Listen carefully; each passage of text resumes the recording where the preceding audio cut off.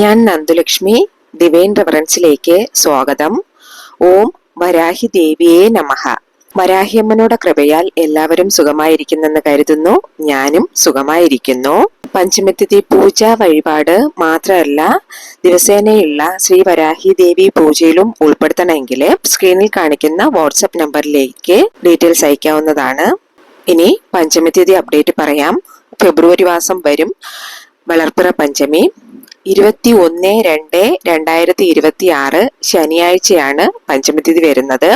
20/2/2026 വെള്ളിയാഴ്ച രാത്രി 9 മണിയോടുകൂടി പൂജ, വഴിപാട്, യാഗം എന്നിവയ്ക്ക് പേരുകൾ കൊടുക്കേണ്ട ലാസ്റ്റ് ഡേറ്റ് ആണ്.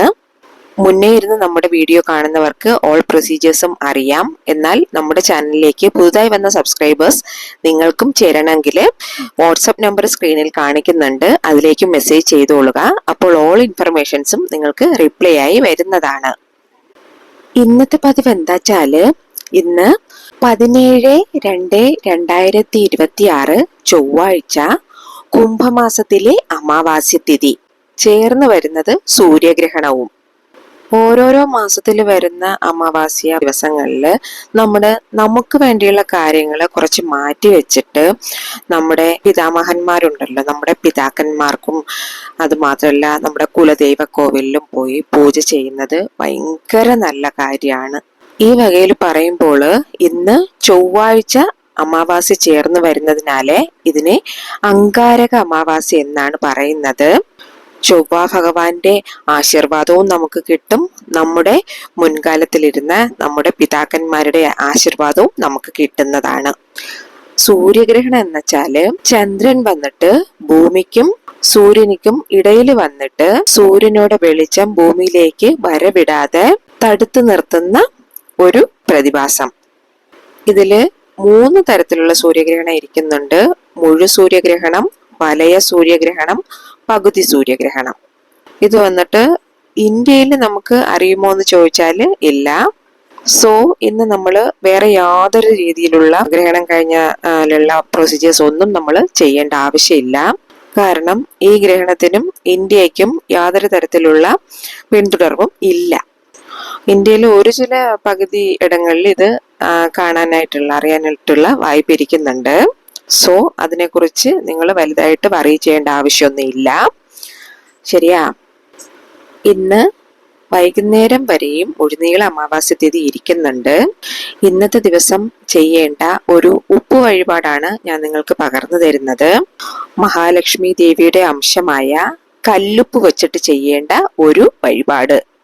ഈ വഴിപാട് എന്തിനു ചെയ്യണമെച്ചാല് കടം തീർന്ന് നമുക്കിട്ട് പണം വന്നു ചേരാനായിട്ട്, അതുപോലെ സ്വർണം വന്നു ചേരാനായിട്ട്.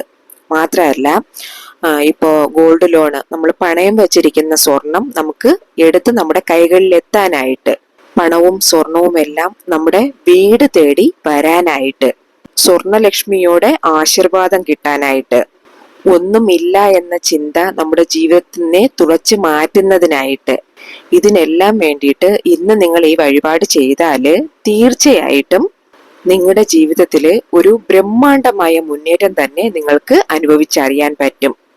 ഇപ്പോ ഞാന് ഉപ്പ് വച്ചിരിക്കുന്നത് കണ്ടുല്ലോ ഒരു ഭരണിയില്. നിങ്ങളും അതുപോലെ ഭരണിയിലോ ഇല്ലെങ്കിൽ ഗ്ലാസ് ജാറിലോ വേണം ഉപ്പ് വയ്ക്കാൻ. പ്ലാസ്റ്റിക്കിലൊന്നും ഉപ്പ് വയ്ക്കാൻ പാടില്ല.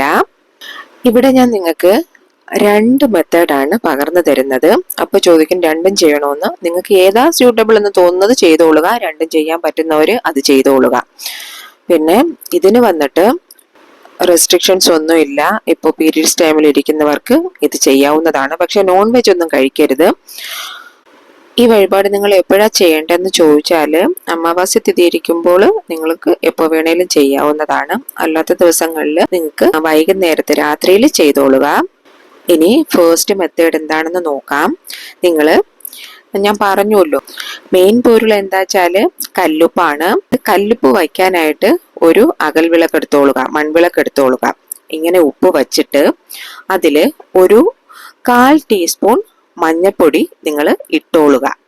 ഉപ്പ് വന്നിട്ട് ഒരു 3/4ഓളം മറഞ്ഞിരിക്കുന്ന രീതിക്ക് മഞ്ഞപ്പൊടി വെക്കുക.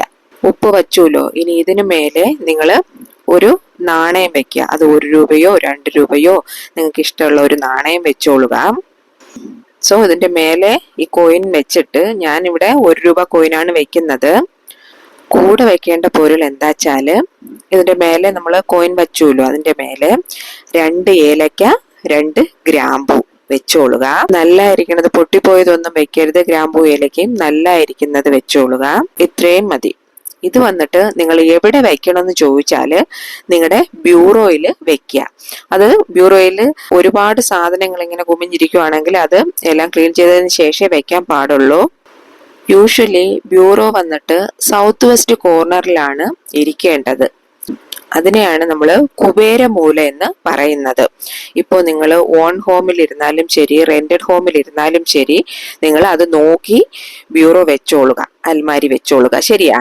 സൗത്ത് വെസ്റ്റ് കോർണറിൽ അൽമാരി വെച്ചിട്ട് അതിന്റെ ഡോറ് വന്നിട്ട്, ഡോറിന്റെ ഫേസിങ് നമ്മൾ തുറക്കേണ്ട വശം ഏതാ വെച്ചാല് വടക്കു വശത്തോട്ടോ ഇല്ലെങ്കിൽ കിഴക്ക് വശത്തോട്ടോ തുറക്കണ മാതിരി വെക്കണം. ഇതൊക്കെ നിങ്ങൾക്ക് അറിയുന്ന കാര്യമാണ്, ജസ്റ്റ് ഒന്ന് പറഞ്ഞേ ഉള്ളൂ. നിങ്ങൾ ഫസ്റ്റ് ഫ്ലോറിൽ ഇരുന്നാലും ശരി, സെക്കൻഡ് ഫ്ലോറിൽ ഇരുന്നാലും ശരി, ഇത് ദിശ നോക്കി വെച്ചോളുക.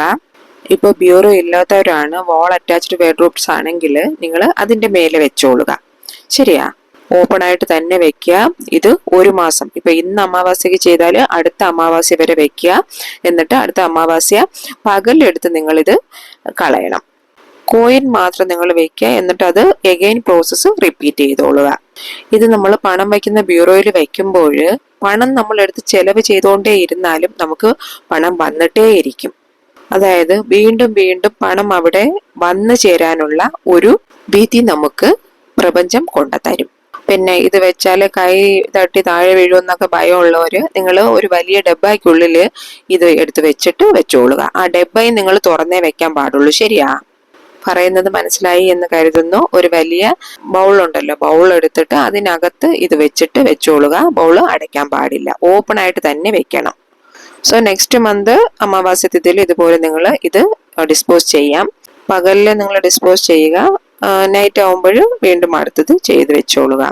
ഇത് വന്നിട്ട് കോയിൻ സൂക്ഷിക്കാം. ബാക്കിയുള്ളത് ഉപ്പ് കരച്ച് കളയേണ്ടത് ബാത്റൂമിലോ ഇല്ലെങ്കിൽ കിച്ചൺ സിങ്കിലോ കരച്ച് കളയുക. ചെടിക്ക് ഒഴിക്കാൻ പാടില്ല. അതുപോലെ ഇല്ലാച്ചാല് നിങ്ങൾ കാൽപ്പെടാത്ത ഇടത്തിൽ ഒഴിച്ചു കളഞ്ഞോളുക.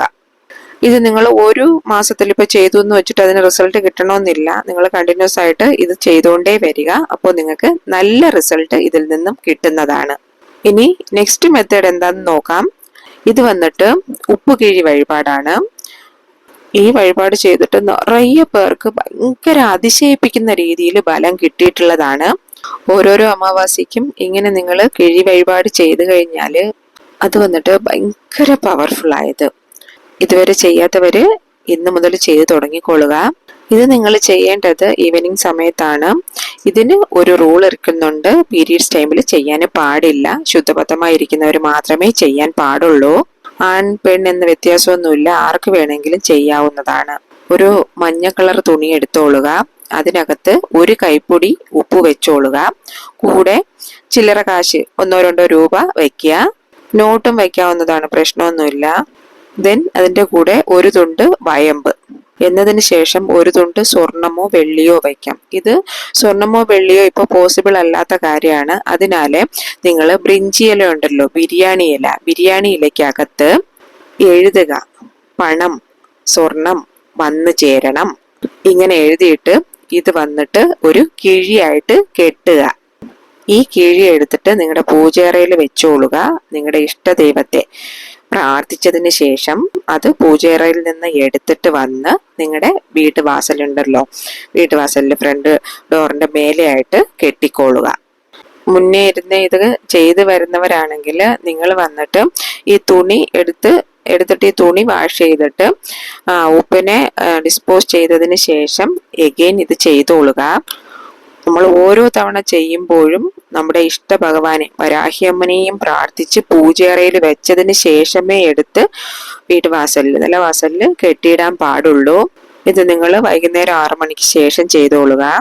സോ ഇന്നത്തെ പതിവിൽ ഞാൻ നിങ്ങൾക്ക് 2 വിഷയങ്ങളാണ് ഷെയർ ചെയ്തിരിക്കുന്നത്. ഇതിൽ വന്നിട്ട് ഉപ്പ് കിഴി വഴിപാട് ഭയങ്കര പവർഫുൾ ആയതാണ്. നിറയെ പേർക്ക് ഞാൻ പറഞ്ഞു കൊടുത്ത് അതിൽ ബലം കിട്ടിയിട്ടുള്ളതാണ്. രണ്ടും സെയിം തന്നെയാണ്, പക്ഷെ കുറച്ചുകൂടെ ഒത്തിരി പേരുടെ കമൻസ് വന്നത് ആ വഴിപാടിൽ നിന്നാണ്. സോ നിങ്ങൾക്ക് കഴിയുന്ന ഈ 2 വഴിപാടിൽ ഒരു വഴിപാടെങ്കിലും നിങ്ങൾ മാക്സിമം ചെയ്യാൻ ശ്രമിക്കുക. ഈ പതിവ് വന്നിട്ട് നിങ്ങൾക്ക് ബെനിഫിറ്റ് ആയിരിക്കുമെന്ന് ഞാൻ കരുതുന്നു. പതിവ് പിടിച്ചിരുന്നാൽ ഒരു ലൈക്ക് തരണേ. മാത്രമല്ല നിങ്ങളുടെ ഫ്രണ്ട്സിനും റിലേറ്റീവ്സിനും നിങ്ങൾ അറിയുന്ന ഗ്രൂപ്പ്സുകളിലേക്കും ഒന്ന് ഷെയർ ചെയ്ത് കൊടുക്കണേ. പിന്നെ നമ്മുടെ വീഡിയോ ചാനൽ സബ്സ്ക്രൈബ് ചെയ്യാതെയാണ് കാണുന്നതെങ്കിൽ ചാനൽ ഒന്ന് സബ്സ്ക്രൈബ് ചെയ്ത് എന്നെ ഒന്ന് സപ്പോർട്ട് ചെയ്യണേ. എങ്കിൽ മാത്രമേ ഞാനിടുന്ന വീഡിയോസ് നിങ്ങൾക്ക് നോട്ടിഫിക്കേഷനായിട്ട് വരികയുള്ളൂ. ഇനിയൊരു ന്യൂ വീഡിയോയുമായി വരുന്നത് വരേക്കും നന്ദി, നമസ്കാരം.